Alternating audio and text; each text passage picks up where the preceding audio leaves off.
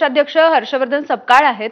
Sapkal sir, आपण बघतोय की अगदी आज 4 वाजता राज्य निवडणूक आयोगाची पत्रकार परिषद आहे आणि स्थानिक स्वराज्य संस्थांच्या निवडणुकांची घोषणा होऊ शकते।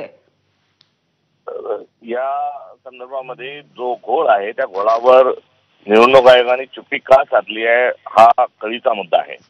आणि आज 2 घटना या महत्त्वपूर्ण घडत असताना 4 वाजता पत्रकार परिषद ठेवणे लावणे एक आश्चर्यही त्याबद्दल मला या ठिकाणी व्यक्त करायचं आहे।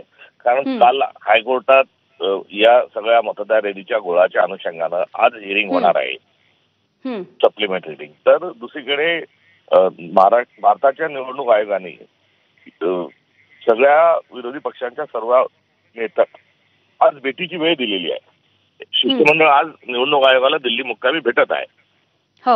हे 2 होत असताना आज 4 वाजता पत्रकार परिषद लागणे म्हणजे एकंदरीत आश्चर्य तर दुसऱ्या बाजूला गोड बंगाल असल्याचं सिद्ध होत आहे।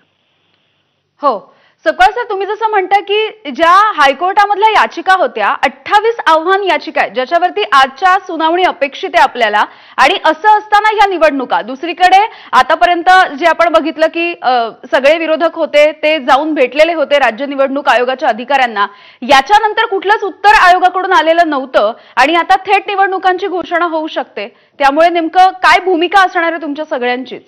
ते भूमिकेच्या संदर्भात हा देशाच्या नागरिकत्वाच्या संदर्भामध्ये हा प्रश्न निर्माण झालाय। हा केवळ राजकीय पक्षांपुरता मर्यादित नाही। लोकशाहीचा अर्थ निवडणूक आहे आणि निवडणुकीचा अर्थ मतदार आहे, आणि त्यात जर फ्री अँड फेअर स्वरूपामध्ये निवडणुका संपन्न होत नसतील ते लोकशाहीला दिलेलं आव्हान आहे।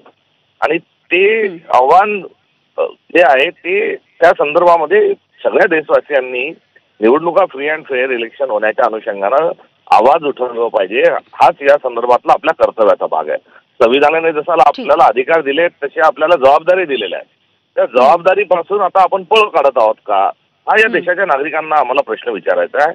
हा केवळ राजकीय पक्ष विरोधी पक्ष एवढ्यापुरता हा खेळ नाही, हा गोंधळ नाही, तर देशामध्ये अराजकतेच्या दिशेने घेऊन जाणारी ही एकंदरीत वाटचाल आहे हे या ठिकाणी दुःखद अंतःकरणाने नमूद करावं वाटतं। अगदी धन्यवाद सपकाळजी, तुम्ही बातचीत केलीत यासाठी। आपल्यासोबत राष्ट्रवादीचे नेते शशिकांत शिंदे आहेत। शशिकांतजी, आपण बघतोय की आज संध्याकाळी